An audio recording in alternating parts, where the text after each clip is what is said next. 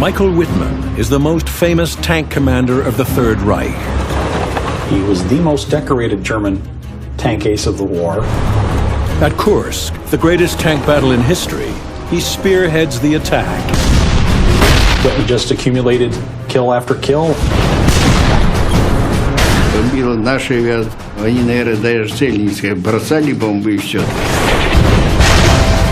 In Normandy, Wittmann single-handedly halts an Allied advance. One German tank was able to knock out so many British tanks in a matter of a few minutes. Wittmann's final battle turns him into a Nazi legend.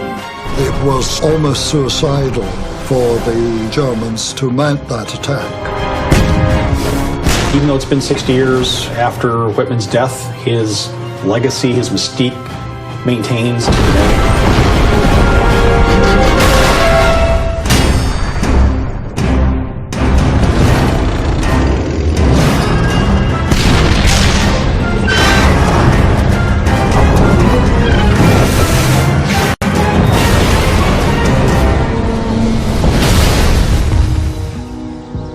Le Cam German Military Cemetery, Normandy, France.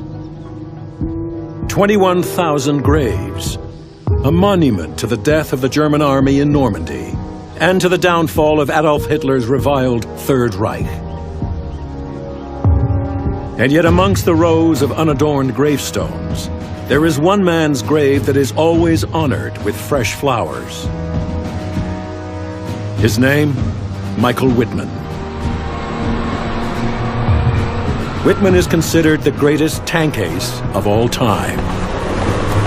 He was the ace of aces. Many people say that he was a very quiet, likable man. He wasn't your typical Nazi. Most tank commanders weren't personally decorated by Hitler, but most didn't quite stand out with the number of kills that Wittmann did. Wittmann's mentality was aggressive, motivated, disciplined, kind of encapsulates the Panzer arm of World War II into a person. Wittmann died here in the fields of Normandy. But his legend began in the fields of Bavaria. Born in 1914 on a farm south of Nuremberg, Wittmann was a country boy living the healthy outdoor life. At 19, Wittmann is drafted into the army for compulsory service, as all young men are in the Germany of Adolf Hitler. In 1937, after completing his service, Michael Wittmann, aged 23, eagerly volunteers for Hitler's personal bodyguard, the Leibstandarte, SS Adolf Hitler. It's an elite unit. They were in parades, they were very regimented. It would have been hand-picked personnel. They would have had certain height and physical fitness requirements, a certain look. He's not only a volunteer, but he's seemingly politically indoctrinated to want to be part of this unit. I swear to thee, Adolf Hitler, as Führer and Chancellor of the German Reich, loyalty and bravery. I vow to thee obedience unto death. Being the honor guard, I'm sure it was very appealing to somebody in their early 20s.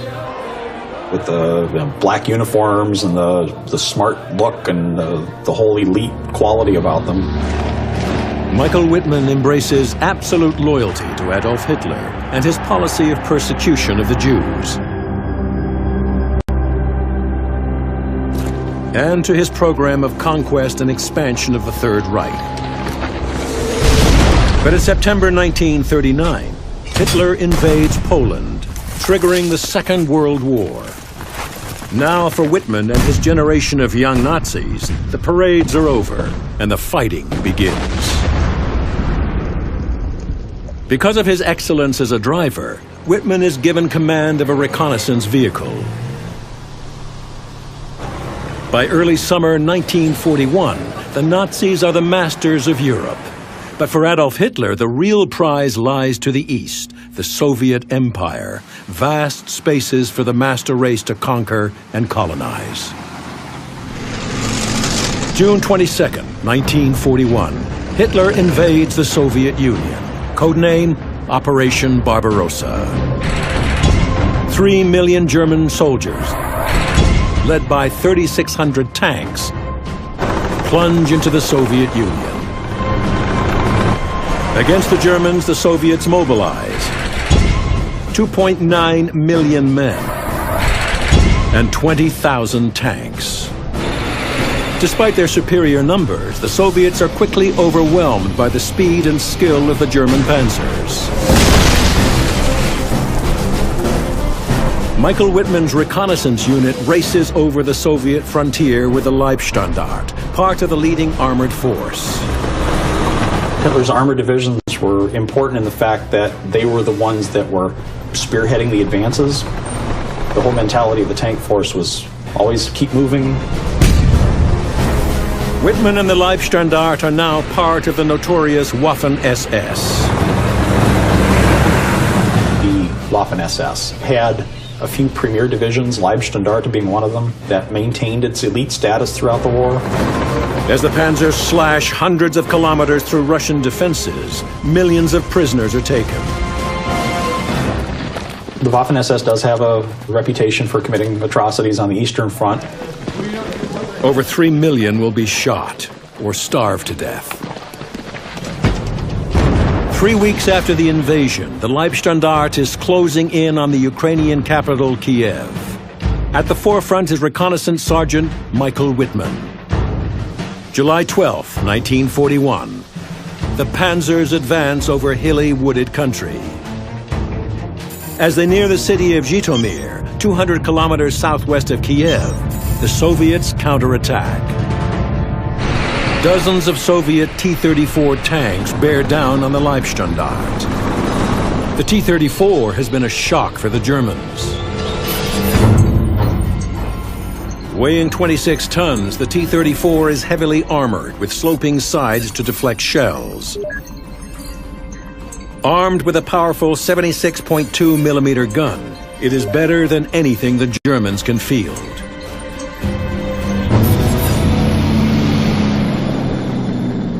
Wittmann is ordered to reconnoiter the enemy forces in a Sturmgeschütz 3 or Stug.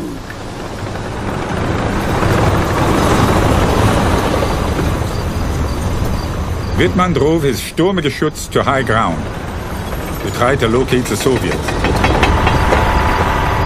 He spotted 2 groups of Soviet T-34 tanks, 6 coming from northeast and another 12 from the east.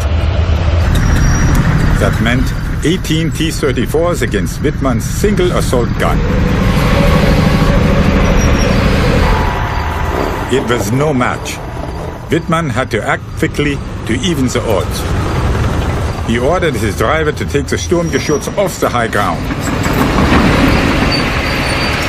Wittmann has been ordered not to engage the enemy tanks, as the heavier T-34s outgun his Sturmgeschütz 3. Sturmgeschütz is designed initially to be infantry support. It's not designed to engage other tanks. Built on the chassis of a Panzer III, the Stug is a turretless assault gun, which means the driver has to swing the whole vehicle around to aim its high-velocity 75 millimeter cannon. The Sturmgeschütz has a movable cannon of 24 degrees only. You have to face the enemy straight forward, not from the side. If you see the enemy, you have to turn. Despite being outnumbered and outmatched by the Russian tanks, Wittmann disobeys his orders and attacks the T-34s. His personality that was mated to the Panzer credo of attack, that would have been the first thing he was looking for, was an opportunity to be preempted. As the T-34 surged forward towards the crest of the hill, Wittmann's only hope was to set up an ambush.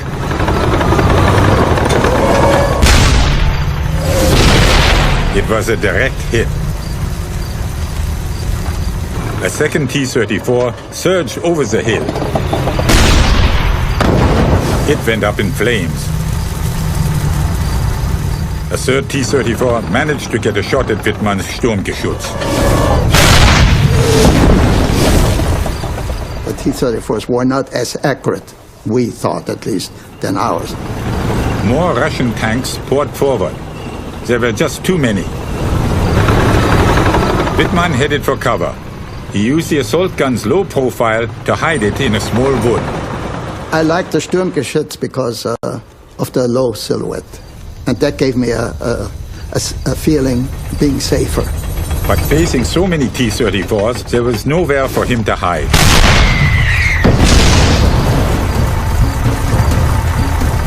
Wittmann's driver swiveled the Stug to bring its gun to bear on the Russian. Firing would have definitely been an issue because of the inability to track a target via a turret. You would have to maneuver the vehicle. And again, his gunner scored a direct hit. With the T-34. The only weak part is between the turret and the body, to get right into the crack. Another T-34 tried to target the thin side armor on the Sturmgeschütz. Wittmann had to turn quickly and fire before the Russian got in a shot. You hit the tracks if you can. When the tracks burst, of course, he just goes around in a circle. With his fast maneuvering, Wittmann began to even the odds. Then, 3 more enemy tanks attacked. Wittmann opened fire. Only one of the Soviet tanks escaped. 6 of the formidable T-34s destroyed in just a few minutes. Wittmann and his crew stopped the Soviet armored attack. For his actions, Wittmann is awarded the Iron Cross Second Class. Impressed by his exploits, Wittmann's commanders send him back to Germany to train to become an officer of the SS. Wittmann's career is on the rise. Autumn 1942, Bad Tölz, Germany. Michael Wittmann begins his training in Heinrich Himmler's Waffen-SS school. Its aim is to form a new SS military elite, the future leaders of Hitler's Nazi empire. Wittmann graduates as an SS second lieutenant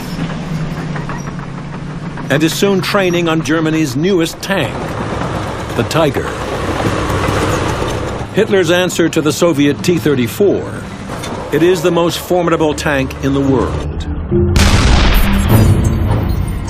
At 100 millimeters, the Tiger's frontal armor is virtually impregnable.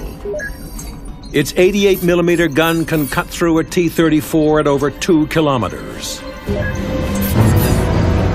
Wir waren und Tigerleute, waren stolz, hatten das beste Gerät, was wir hatten. Es war auch ein guter Panzer und wir waren zum ersten Mal den russischen Panzern haushoch überlegen. In February 1943, Wittmann is called back to the Russian front as part of the Leibstandart's new Tiger Company. But by the summer, the tide of battle is turning against Germany. Soviet forces surge west, creating a huge bulge protruding into the German lines near the Russian city of Kursk. Desperate to regain the initiative, Adolf Hitler plans a counteroffensive, Operation Citadel. It will be a two-pronged attack from north and south to chop off the bulge, leaving 500,000 Soviet soldiers cut off and trapped. For the Citadel offensive, the Germans have amassed 780,000 men and 2,500 tanks. To meet the Germans, the Soviets field almost 2 million men and more than 5,000 tanks. The Leibstandarte will be at the front of the southern attack. With them at the spearhead will be Michael Wittmann, now commanding a platoon of 5 Tiger tanks. On the eve of battle, Wittmann's commander reads out Adolf Hitler's message to the crews. Soldiers, today You set out on a great offensive, whose result can decisively affect the outcome of the war. My soldiers, now, finally, you have better tanks than the enemy. The German homeland looks to you with ardent confidence. We just thought we were superior to the Russian tanks. At least we were brainwashed to believe that, which helps to make you feel superior, you know. You know what propaganda does. July 5th, 1943. At dawn, the Tiger crews wait for their attack to begin. The order came over the tank radios. Panzers, forward! As we advanced, we were met by a relentless storm of fire.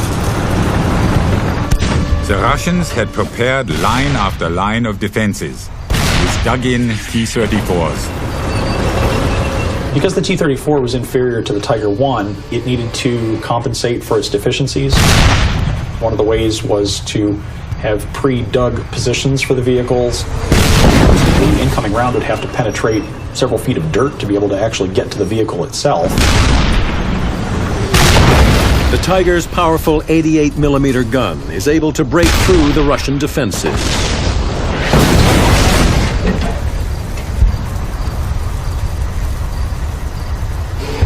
While the Russian shells bounce off the Tiger's armor.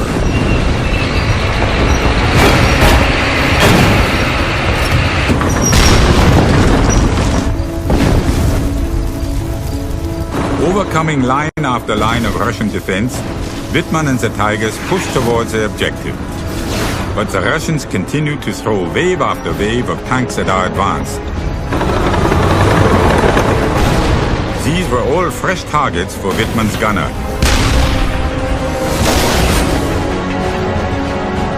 Wittmann's tank kept moving, firing as it turned,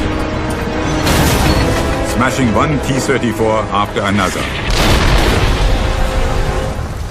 Knocking out 8 tanks and 12 anti-tank guns, this first day of battle has been a success for Wittmann and his elite crew. We call it zusammengespielt, played together, you know, so that one interacts with the other the right way. The loader, the gunner, the commander, the driver, the radio man. It's a tightly knit group. July 12th, 1943. The Germans set off to assault the final Soviet defense line before Kursk. Wittmann's commander is wounded, and Wittmann must take over command of the Leibstandart's Tiger Company, just as the Battle of Kursk is about to reach its climax.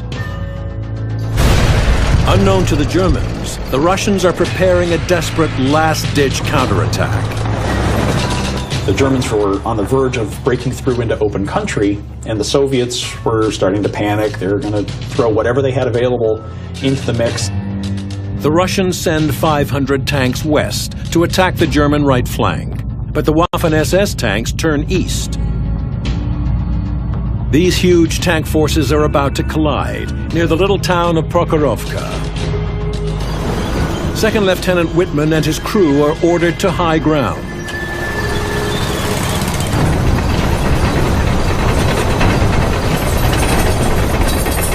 In the distance, what seemed like a dust cloud was rising. Suddenly, hundreds of Soviet tanks appeared at the crest of a hill, headed straight towards Wittmann. We were in shock. The Soviets were not on the defensive, they were attacking. Just 1,600 meters from Wittmann, more than 100 Soviet tanks are charging towards him, over the gently rolling land of the steppe. We had a number of hills, but it was predominantly open terrain, so the Tiger tank could engage at long distance. With a well-aimed shot, a Tiger can knock out a T-34 at a distance of 2 kilometers. But the Russian tanks have to get much closer before their guns can have any effect on the Tigers. Wir kamen im Angriff, man muss sich das so vorstellen, Panzer an Panzer, die große Kette, und auf der anderen Seite kam die T-34 an. The T-34s raced towards us, trying to close the deadly gap. they came back into view, now only 800 meters away. The Tigers opened fire.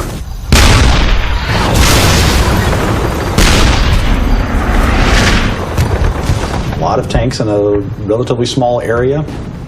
Something of a shooting gallery from a Tiger I commander's perspective. The T-34s were still not close enough to penetrate the armor of the Tigers, so they had to keep advancing, straight through our barrage. They got to 700 meters. Getting closer. And closer. The Tiger guns were belching fire, but there were too many. They couldn't all be stopped. В это время немцы уже наступали, немецкие войска. Они были на ходу. The Russians slam into the SS formation.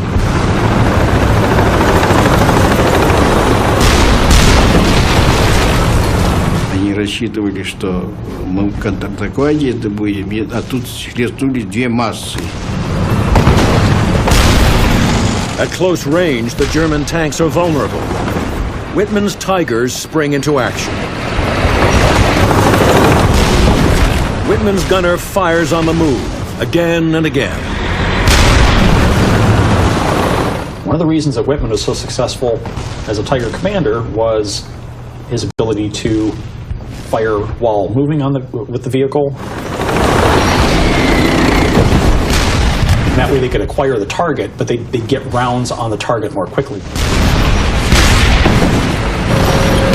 Such a technique wasn't normal. In fact, German regulations stressed that the tanks should not fire when on the move. It's basically a waste of ammunition. But Whitman and his crew have mastered the difficult technique, using it to their advantage. From Whitman's perspective, Prokhorovka would have just been chaos. They would have had firing at close range. Whitman's tank is hit twice, but keeps on fighting. Gemetzelt auf beiden Seiten, Panzer auf Panzer. The battle rages for hours. The Russians take appalling losses. But they succeed in slowing the German advance. Бомбила наша авиация, бомбила немецкая. Я думал, что они, наверное, даже цель не искали. Бросали бомбы и все. Kursk is considered one of the greatest tank battles in history because of the numbers of tanks and other armored vehicles involved in a relatively small area. Our Tiger Company had a series of fine successes. Over the whole Citadel Kursk battle, we destroyed 151 enemy tanks.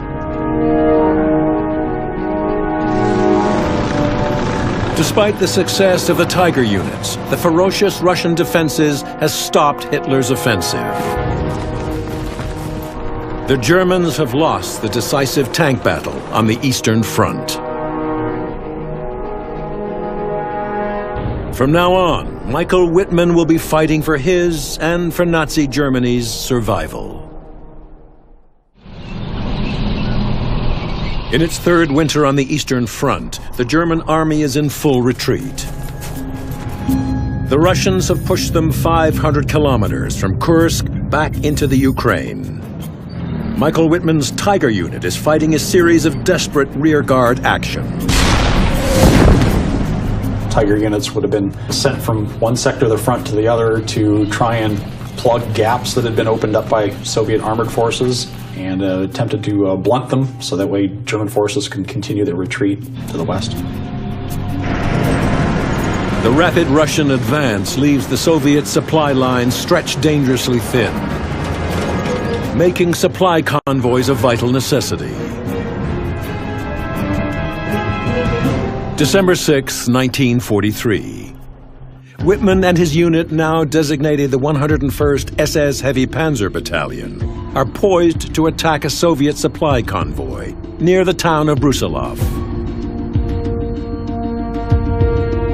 But between the convoy and the Tigers are batteries of Russian anti-tank guns.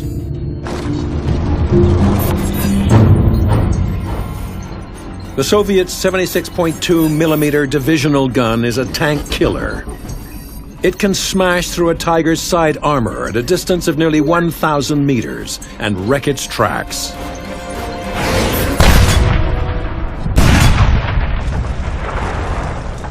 To kill these anti-tank batteries, Whitman's tactic is to play a dangerous game, using himself and his tank as bait. Whitman drove to high ground. He was tempting the Russian gunners to fire at him.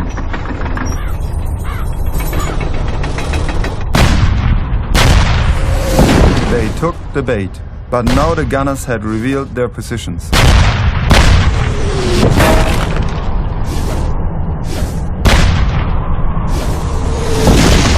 Under heavy fire, Whitman quickly retreated.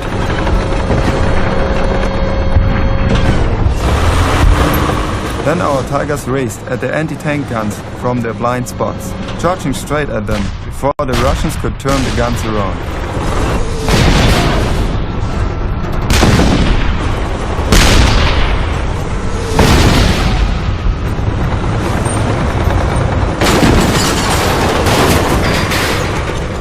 Whitman's tactic has worked.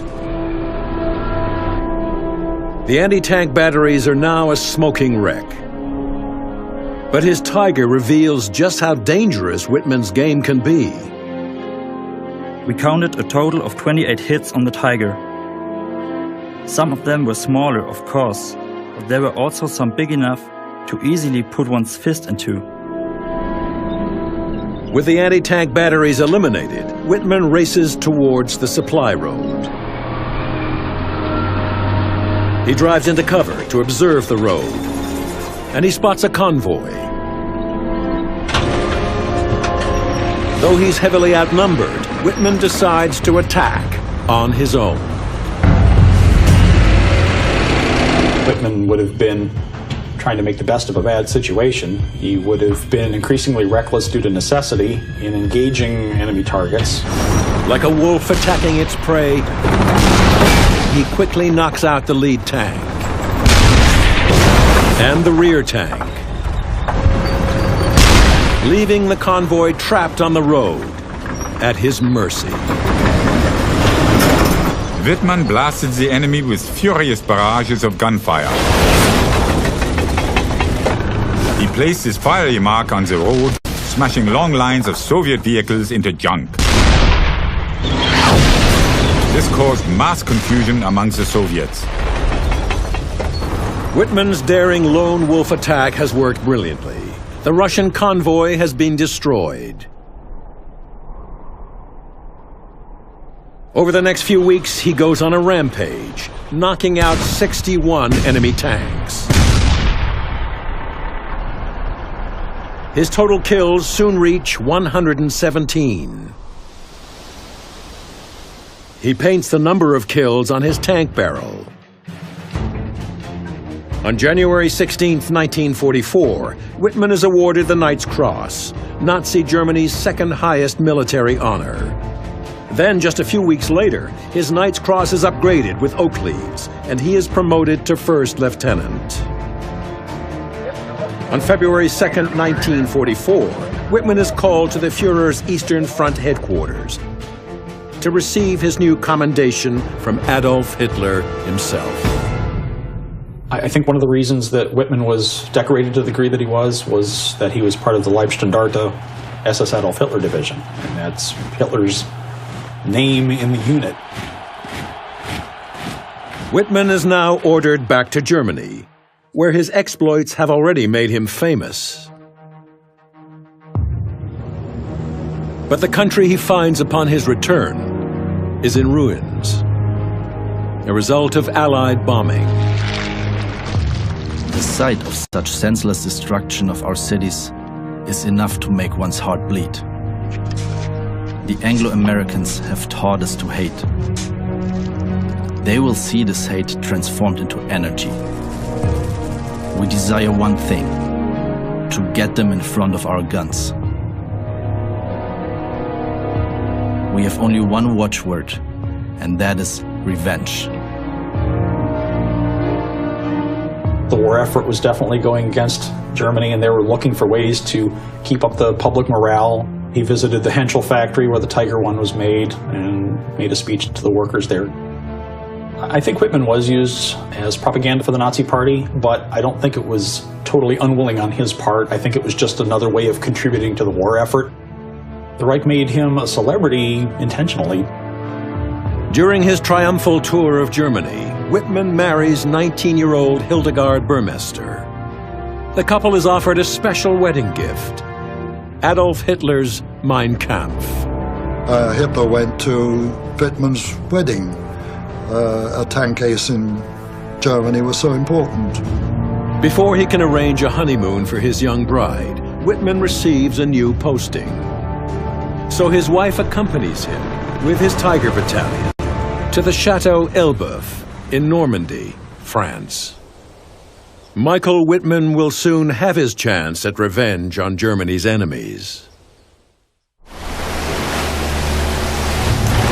On June 6, 1944, Allied forces land in Normandy. Hitler orders his panzer forces to drive the Allies back into the sea. For Michael Whitman and his Tigers, the Allied beachhead is over 200 kilometers away. Whitman started off on June 6 with 45 Tiger tanks, which is a full complement for that 101st Heavy SS Tank Battalion. But it takes Whitman 5 harrowing days to get his second company to the Normandy battlefield, under unrelenting attacks by Allied fighter bombers that decimate his forces. And a week later, it was down to about 6 vehicles that were serviceable. Whitman and the 101st SS Heavy Panzer Battalion are positioned on the left and most crucial sector of the front, facing the British and the Canadians. The Germans would have concentrated their armored units around the British and Canadian sector, because if that sector had fallen, that would have been the shortest route to Germany. So they had to hold that with their stronger units. The Allies are preparing the break out of the beachhead. Their plan is to send the British 7th Armored Division towards the key city of Caen, through the town of Villers-Bocage. June 13th, 1944. Sheltering from Allied bombers, Whitman positions his surviving Tigers under the cover of trees, near Villers-Bocage. The British 22nd Armored Brigade was moving through the town. The column of British tanks is just 200 meters from Whitman's position. The British do not know Whitman is there, but they are about to find out. Then a man came into the command post and said, "Obersturmführer, tanks are driving past. I don't think they're German." I had no idea that the enemy might suddenly appear. Whitman saw that there was an opportunity and that the British armored vehicles were in a nice, neat line approaching his position. I went outside and saw English and American tanks rolling past, about 150 to 200 meters distance. Never had I been so impressed by the strength of the enemy as I was by those tanks rolling by. Whitman is facing 138 tanks and armored vehicles, while he has only 6 tanks. The decision to attack was a very difficult one. But I knew it absolutely had to be, and I decided to strike out at the enemy. Whitman's split-second decision will become legendary. I had no time to assemble my company. I set off with 1 tank. I drove up to the column, surprised the English as much as they had surprised me. I first knocked out 2 tanks from the right of the column, then 1 from the left. With them being in such close proximity to each other, there was no room to maneuver. I then turned about to the left and attacked the armored troop carriers in the middle of the armored regiment. They never left the road. They were so surprised that they took to flight, but not with their vehicles. Instead, they jumped out, and I shot up the battalion's vehicles as I drove by. I drove towards the rear of the column on the same road, knocking out every tank that came toward me. The enemy was thrown into total confusion. I was able to take out tanks as well as armored troop carriers. Then I drove straight into the town of Villers-Bocage. The town has already been occupied by British armor.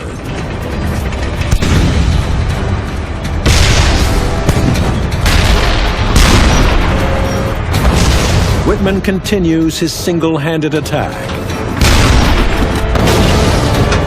claiming a total of 21 Allied tanks destroyed.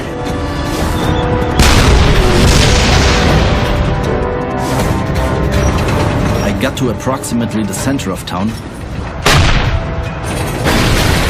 where I was hit by an anti-tank gun.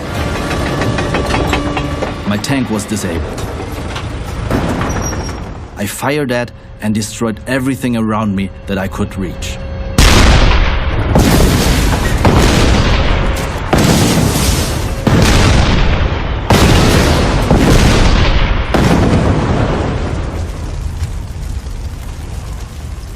I then abandoned the tank. Whitman's deadly rampage has lasted barely 15 minutes, but he has devastated an entire enemy regiment. By single-handedly knocking out the British column, it kept the Allies from taking the area around Caen for 2 months, and it added to the mystique of Whitman's abilities as a panzer commander. German newsreels make the most of the Allied setback at Villers-Bocage. In den engen Straßen wurde eine stärkere amerikanische Panzereinheit gestellt und zusammengeschossen. Whitman is the most famous tank officer in the German army. Rund 1000 schwere. But the following day, the stress of battle shows on his face. Whitman is celebrated for his astounding feat by 1st SS Panzer Corps Commander Sepp Dietrich, who recommends him for yet another commendation. In July, Whitman is once again personally decorated by Hitler, this time adding 2 swords to his Knight's Cross with oak leaves. But Whitman was the most decorated tank commander, not only for his experience on the battlefield, but I would think also for the propaganda value that could be showcased through him. And so Michael Whitman reaches the height of his fame in Normandy. And it is in Normandy that his fate and his myth will be sealed. August 8th, 1944, 2 months after Villers-Bocage. Michael Whitman is now a captain and acting commander of his battalion. Yet as Whitman's career soars, Hitler's army in Normandy is headed towards destruction. Now the Allies launch a decisive punch, codenamed Operation Totalize. British and Canadian armor storms along the Caen-Falaise road, smashing 14 kilometers through the German lines towards the village of Sinto. As 300 Allied tanks bear down on Sinto, the 12th SS Panzer Division is ordered to bar their advance. With the remnants of the heavily outnumbered division is Captain Michael Whitman, with a small group of Tiger tanks. The division's leader, Colonel Kurt Mayer, now orders an immediate counterattack. Whitman's Tigers were standing ready behind a hedge east of Sinto. We had to risk the attack in order to win time. It was almost suicidal for the Germans to mount that attack, but this was their system. If they were hit, they would hit back immediately. Whitman is in reserve, but he insists on leading the attack. Michael said to me, I must be in the attack myself, for the other officers can barely cope. Kurt Mayer knows the situation is hopeless. I shook Michael Whitman's hand. Michael laughed his youthful laugh and climbed into his Tiger. And so Michael Whitman sets off on the attack. Just 8 German tanks advancing against 300 Allied tanks. I don't think Whitman is exactly a fatalist. I don't think that he just figured that he was going to die, maybe this was the best place to do it. Whitman and probably his crew didn't think so much about their own personal safety as the overall war effort. What Whitman doesn't know is there is a hidden danger waiting for him on either side of the Caen-Falaise road. British tanks of the Northamptonshire Yeomanry are lying in wait in the woods to his right. Canadian tanks of the Sherbrooke Fusiliers are hidden behind a wall to his left. We drove off. Michael right of the road and I left of the road. Approximately 800 meters to Michael's right, there was a small wood, which looked suspicious. The British tanks hidden in the woods observe Whitman. There were certainly four Tigers, which came down on what would have been our side of the main road. The Canadians of the Sherbrooks were, as far as I can see, actually much nearer, but they were on the other side of the main road. The Canadian tanks are hidden from Whitman's view behind a long chateau wall. We sneaked up right beside a brick wall and got in reasonable cover. Just hit the wall just enough that you could get your gun, that you could move it sufficiently. I could see on the right the first German tanks came out from Sinzo. Right away, I can remember the wireless net becoming active. I can see them, I can see them. I saw these Tigers come in, across in front of us, about 1,200 yards away. My tank commander, he said, well, wait till they get to about 800 yards. We drove about 1 to 1.5 kilometers. I was now starting to get a bit itchy. The Allies not only have the element of surprise, they have a new tank, the Sherman Firefly.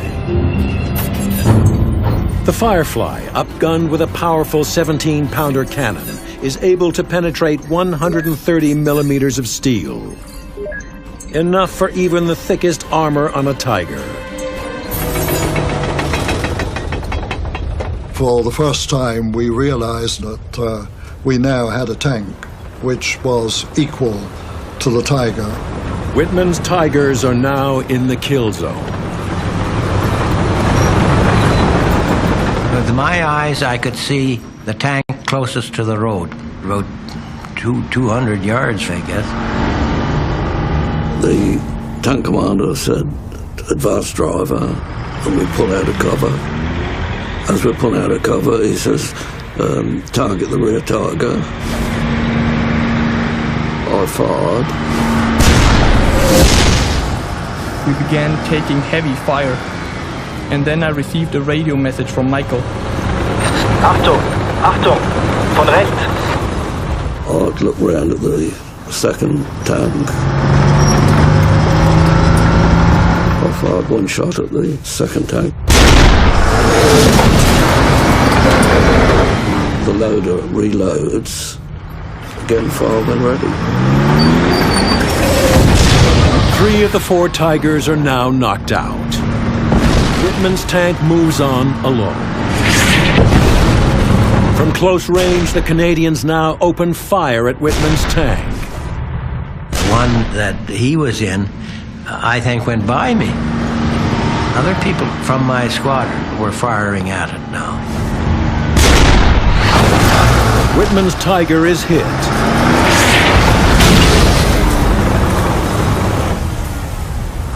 When I got to within 300 meters of Michael's Tiger, flames suddenly shot from the tank.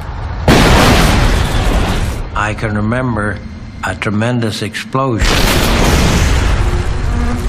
and seeing the turret hit the ground.